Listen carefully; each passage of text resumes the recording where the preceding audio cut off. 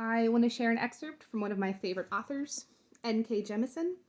This is called The Fifth Season. It's the first in a trilogy called The Broken Earth that won many Hugo Awards.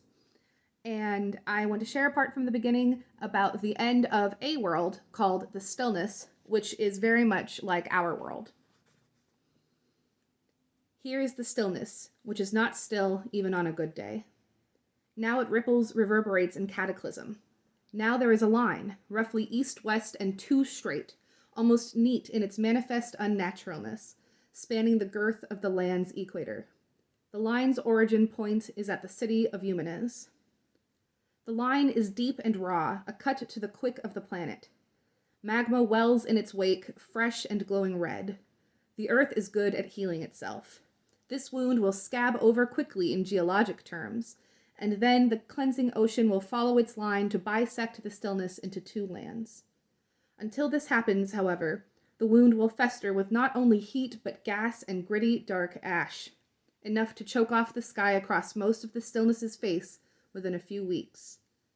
Plants everywhere will die, and the animals that depend on them will starve, and the animals that eat those will starve. Winter will come early and hard, and it will last a long, long time. It will end, of course, like every winter does, and then the world will return to its old self. Eventually. Eventually. The people of the stillness live in perpetual state of disaster preparedness.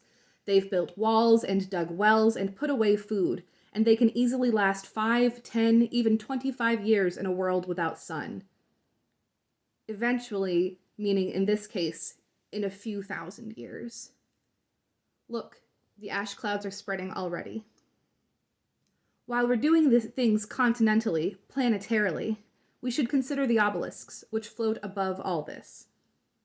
The obelisks had other names once, back when they were first built and deployed and used, but no one remembers those names or the great devices' purpose. Memories are fragile as slate in the stillness. In fact, these days no one really pays much attention to things at all, though they are huge and beautiful and a little terrifying. Massive crystalline shards that hover amid the clouds, rotating slowly and drifting along incomprehensible flight paths, blurring now and again as if they are not quite real, though this may only be a trick of the light. It isn't. It's obvious that the obelisks are nothing natural. It is equally obvious that they are irrelevant, awesome but purposeless. Just another grave marker of just another civilization successfully destroyed by Father Earth's tireless efforts. There are many other such cairns around the world, 1,000 ruined cities, 1,000,000 monuments to heroes or gods no one remembers, several dozen bridges to nowhere. Such things are not to be admired, goes the current wisdom in the stillness. The people who built those old things were weak, and died as the weak inevitably must. More damning is that they failed. The ones who built the obelisks just failed harder than most. But the obelisks exist, and they play a role in the world's end, and thus are worthy of note.